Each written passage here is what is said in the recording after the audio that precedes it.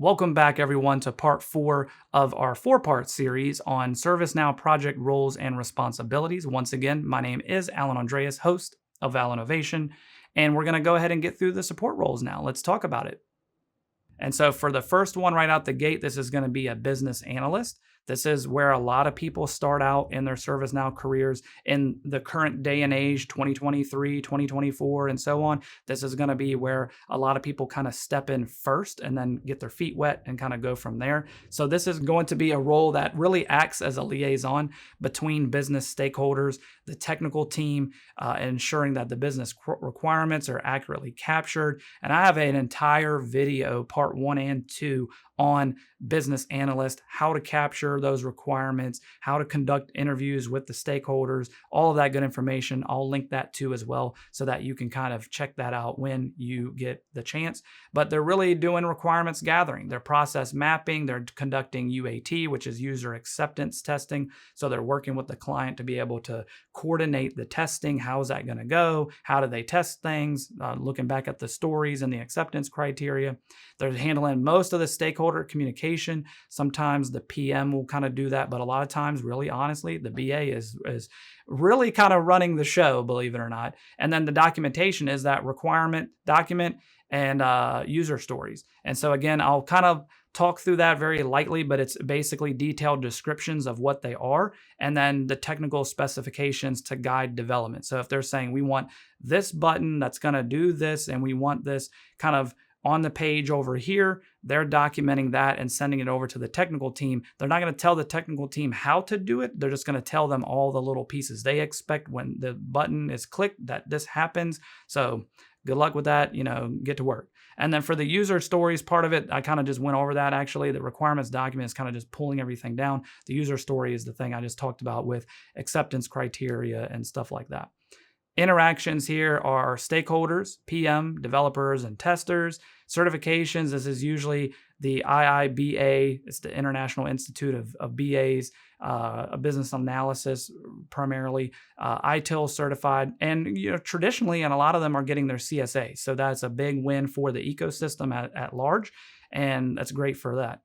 The next role here for support is quality assurance or a quality tester or just a tester, however you want to kind of word that. And that's going to be somebody that ensures quality and functionality of what was supposed to be delivered by systematic testing and validation. These people live, breathe, eat, sleep, drink, whatever, testing. This is why their salary is actually a little bit more than even just a BA. They may not be ServiceNow specific. They may not even need to be ServiceNow specific because they're meant to say it is supposed to do this. And they test things for a lot. They also capture little feedback mechanisms for the UI UX team. They're a bit more higher level than just a tester. There's a bit more to it. So they execute tests, they're defect tracking, reporting.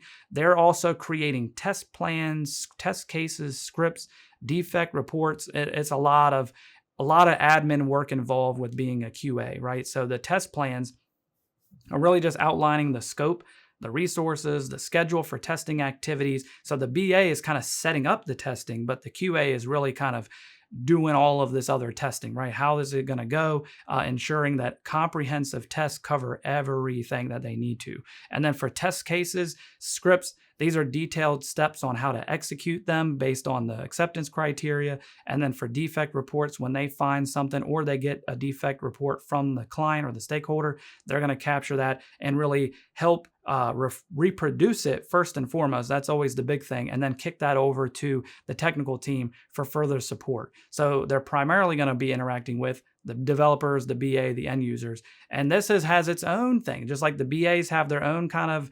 consortium, if you will, the QAs also have an international software testing qualifications board kind of training that's for them. So this is a big deal. It's not just kind of a joke here with testing. There's a whole policy and procedure around that, and they may end up having their CSA. So a few other roles for support we'll kind of get into is a change lead. So this is someone responsible for guiding the organization through the process of adopting new functionalities and changes. They're going to be conducting stakeholder analysis. How will this affect those stakeholders. What are they going to be looking for from the team to bring that hero message up to their organization? This is not just a change management, like a cab type meeting type person. This is literally like organizational change, OCM type person here. And this is identifying potential resistances, delivering training materials. So this is change management plans, communication plans, training materials. And these are usually comprehensive strategies outlining like how the change is going to be managed. How are they going to communicate it? This is more than just sending an email saying, hey, organization, today we're going to stand up HR and here you go. It's going to go live on the 15th of October. That's it. And then that's like there's a whole process around how are they going to communicate that change? Are they going to create, how is there another system that they're sunsetting? How are they going to communicate that change? When do they stop putting records in the old system and then put stuff in the new system? It's a lot more involved with OCM and this change lead. They primarily interact with PMs, BAs, technical team, stakeholders, end users, and they're usually ITIL certified. So one of the other roles here in the support category, and really kind of the last one here, is a Scrum Master. So this is more in the agile framework, right? So they facilitate agile practices with the product team, or the project team rather. They're leading daily stand-ups, Scrum ceremonies. They may end up, depending on if you're at a partner organization and you have an IT work stream and a customer service work stream and an HR work stream, like different teams working on all these different things, they may end up being a part of all of the different morning Scrum sessions that are going on. They're really going to kind of be in everything and see how things are going. Are things on track? Facilitating sprint planning reviews, retrospectives. They're going to be helping remove blockers. And again, a lot of teams may not even have this role, but again, I wanted to talk about it just in case. But these sprint plans are documents outlining what are the goals, the tasks, and the deliverables for each sprint. So the sprint that we're in, what are we actually hoping to do here? What is the client going to gain out of this sprint? They're going to be focused on that. And then progress documentation is like summary of the team's success, team's issues, progress, blockers, things like that. And this all feeds up to the PM so that the PM can give the EM, if there's one available, and the client this project status update, right? So that's the big thing there. And so their interactions, as you can probably understand, the PM, your stakeholders, your BA, and your developers, they're probably going to be a certified Scrum Master. That is yet another type of certification out there. As a professional Scrum Master is that certification as well.